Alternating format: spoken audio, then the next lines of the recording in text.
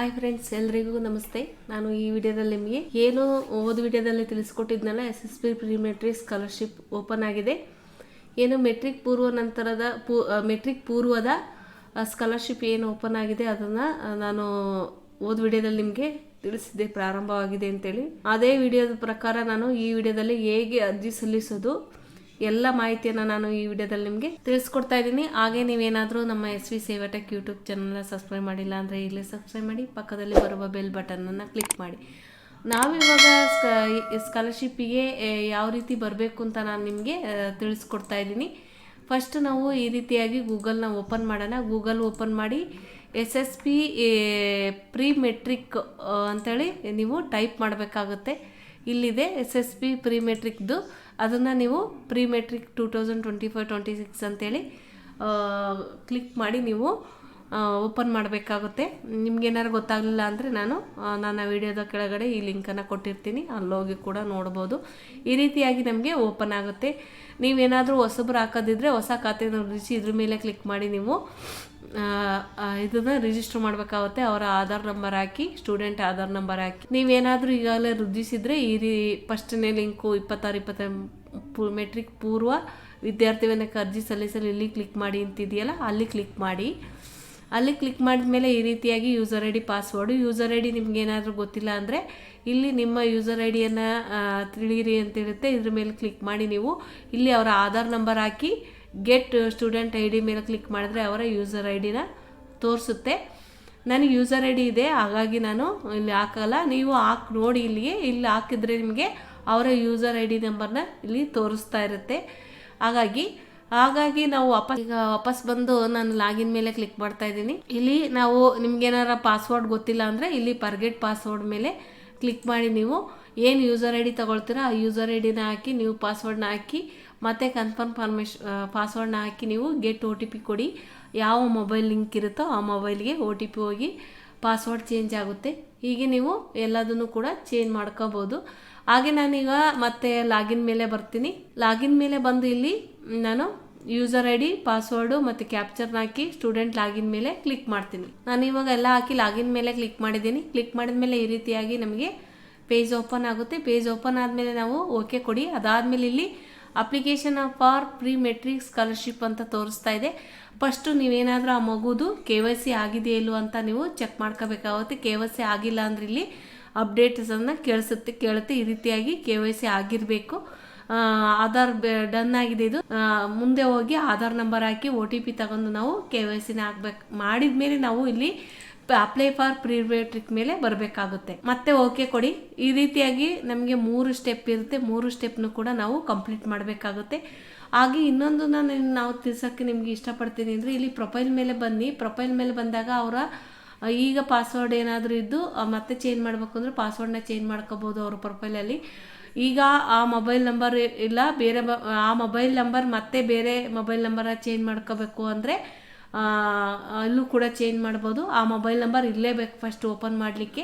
ಅದಾದಮೇಲೆ ಮತ್ತೆ ಬೇರೆ ಮೊಬೈಲ್ ನಂಬರ್ ಚೇಂಜ್ ಮಾಡ್ತೀನಿ ಅಂದರೆ ಚೇಂಜ್ ಮಾಡ್ಕೋಬೋದು. ಸ್ಟೂಡೆಂಟ್ ಅಪ್ಡೇಟ್ ಜೆಂಡರ್ ಏನಾರು ಚೇಂಜ್ ಮಾಡಿದರೆ ಆ ಜೆಂಡರ್ನ ಚೇಂಜ್ ಮಾಡ್ಕೋಬೋದು.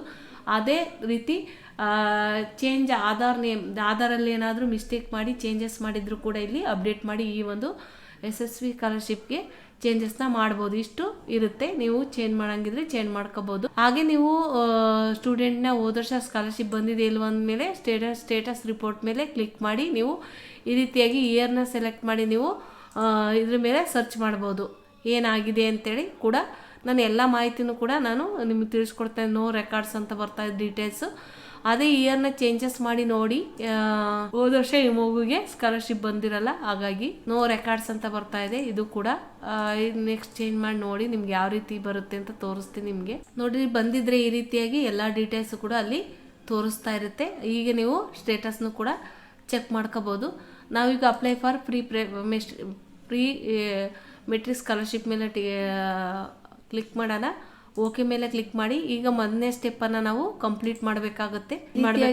ಓಪನ್ ಆಗುತ್ತೆ. ಅವರ ಸ್ಯಾಟ್ಸ್ ನಂಬರ್ನ ಇಲ್ಲಿ ಹಾಕಿ ಗೆಟ್ ಡೀಟೇಲ್ಸ್ ಮೇಲೆ ನಾವು ಕ್ಲಿಕ್ ಮಾಡಬೇಕಾಗುತ್ತೆ. ಸ್ಯಾಟ್ಸ್ ನಂಬರ್ ಹಾಕಿ ನಾವು ಗೆಟ್ ಡೀಟೇಲ್ಸ್ ಮೇಲೆ ಕ್ಲಿಕ್ ಮಾಡೋಣ. ಆಗ ಈ ರೀತಿಯಾಗಿ ಅವ್ರದ್ದೆಲ್ಲ ಡೀಟೇಲ್ಸ್ ಕರೆಕ್ಟ್ ಇದ್ರೆ ಓಕೆ ಕೊಟ್ಟು ಕೆಳಗಡೆ ಬನ್ನಿ.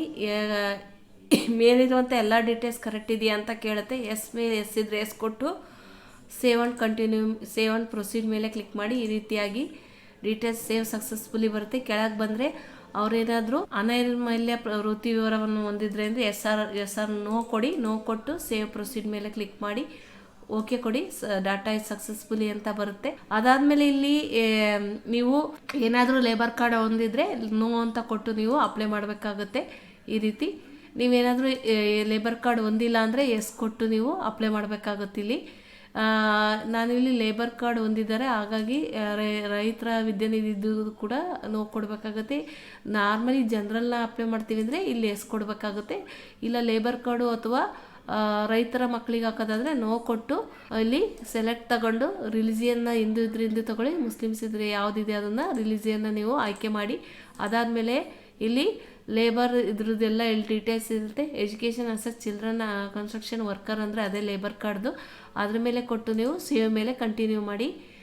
ಸಕ್ಸಸ್ಫುಲಿ ಬರುತ್ತೆ. ಅದಾದಮೇಲೆ ಇಲ್ಲಿ ಕೆಳಗಡೆ ಬಂದು ಒಂದು ಸ್ವಲ್ಪ ಇಲ್ಲಿ ಅಂಗವಿಕಲರಿದ್ದರೆ ಎಸ್ ಕೊಡಿ, ಇಲ್ಲ ಅಂದರೆ ಇಲ್ಲ ಕೊಟ್ಟು ನೀವು ಸೇವ್ ಆ್ಯಂಡ್ ಕಂಟಿನ್ಯೂ ಮೇಲೆ ಕ್ಲಿಕ್ ಮಾಡಿ. ಅದಾದಮೇಲೆ ಕೆಳಗಡೆ ಬನ್ನಿ. ಇಲ್ಲಿ ಕೆಳಗಡೆ ಬಂದರೆ ನಾವಿಲ್ಲಿ ಅವರ ಡೀಟೇಲ್ಸ್ನ ಹಾಕಬೇಕಾಗುತ್ತೆ. ಜಿಲ್ಲೆ, ಅವರ ತಾಲೂಕು ಮತ್ತೆ ಪಿನ್ ಕೋಡು ಮತ್ತೆ ಅವರ ಅಡ್ರೆಸ್ ಅನ್ನ ಇಲ್ಲಿ ಫಿಲ್ ಮಾಡಿ ಸೇವ್ ಆ್ಯಂಡ್ ಕಂಟಿನ್ಯೂ ಮೇಲೆ ಕ್ಲಿಕ್ ಮಾಡಬೇಕಾಗುತ್ತೆ. ಆಮೇಲೆ ಇಲ್ಲಿ ಬಂದು ಇಲ್ಲಿ ಏನಾದ್ರು ನೀವು ಡೈಸ್ ಕಲರ್ ಇದ್ರೆ ಡೈಸ್ ಕಲರ್ ಅಂತ ಹೋಗಿ ಕೊಡಿ. ಇಲ್ಲಿ ಹಾಸ್ಟೆಲ್ ಇದ್ರೆ ಹಾಸ್ಟೆಲ್ ಕೊಡಿ. ಅರಿಯು ಡೈಸ್ ಕಲರ್ ಅಂದರೆ ಎಸ್ ಕೊಡಿ. ಓಕೆ ಕೊಟ್ಟು ನೀವು ನೆಕ್ಸ್ಟ್ ಮೇಲೆ ಕ್ಲಿಕ್ ಮಾಡಿ. ನೆಕ್ಸ್ಟ್ ಮೇಲೆ ಕ್ಲಿಕ್ ಮಾಡಿದಾಗ ಈ ರೀತಿಯಾಗಿ ನಮಗೆ ಬರುತ್ತೆ. ಇಲ್ಲ ನೀವು ಇಲ್ಲೋಗಿ ನೋಡೋದಾದರೆ ಫೈನಲ್ ಸ್ಟೆಪ್ ಇರುತ್ತೆ. ಫೈನಲ್ ಸ್ಟೆಪ್ ಮೇಲೆ ಅಪ್ಲೈ ಮೇಲೆ ಕ್ಲಿಕ್ ಮಾಡಿ. ಅದಾದಮೇಲೆ ಡೀಟೇಲ್ಸ್ ಇರುತ್ತೆ, ನೀವು ಇಲ್ಲಿ ನೋಡ್ಕೋಬೋದು. ಇಲ್ಲಿ ವಿದ್ಯಾನಿಧಿ ರೈತರ ಸ್ಕಾಲರ್ಶಿಪ್ ಅಂತೇಳಿ UDID ಡೀಟೇಲ್ಸ್, NSB ಸ್ಕಾಲರ್ಶಿಪ್, ಡೈಸ್ ಕಲರ್, ಹಾಸ್ಟೆಲ್ ಅಂತ ಇರುತ್ತೆ. ಡೈಸ್ ಕಲರ್ಗೆ ನಾವು ಎಸ್ ಕೊಡಬೇಕಾಗುತ್ತೆ. ಒಂದು ಸತಿ ನೋಡ್ಕೊಳ್ಳಿ. ಸ್ಕೂಲು, ಅವ್ರು ಎಷ್ಟನೇ ಕ್ಲಾಸು, ಕೋಡು, ಗ್ರೇಡು ಎಲ್ಲ ಬಂದಿರುತ್ತೆ. ಇಲ್ಲಿ ನೋಡ್ಕೊಳ್ಳಿ. ಇಲ್ಲೆಲ್ಲ ಡೀಟೇಲ್ಸ್ ಕರೆಕ್ಟ್ ಇದ್ದರೆ ನೀವು ಸಬ್ಮಿಟ್ ಮೇಲೆ ಕ್ಲಿಕ್ ಮಾಡಿ.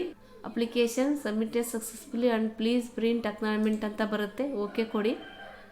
ಈಗ ಇಲ್ಲಿ ಪ್ರಿಂಟ್ ಅಕ್ನಾಲಜ್ಮೆಂಟ್ ಮೇಲೆ ಬನ್ನಿ. ಈ ರೀತಿಯಾಗಿ ಪ್ರಿಂಟ್ ಬರುತ್ತೆ. ನೀವು ಪ್ರಿಂಟ್ ಮೇಲೆ ಕ್ಲಿಕ್ ಮಾಡಿ. ಈ ರೀತಿಯಾಗಿ ನಮಗೆ 2 ಪೇಜ್ ಪ್ರಿಂಟ್ ಇರುತ್ತೆ. ನೀವು ತೆಗೆದು ಸ್ಟೂಡೆಂಟಿಗೆ ಕೊಡಿ. Thank you for watching.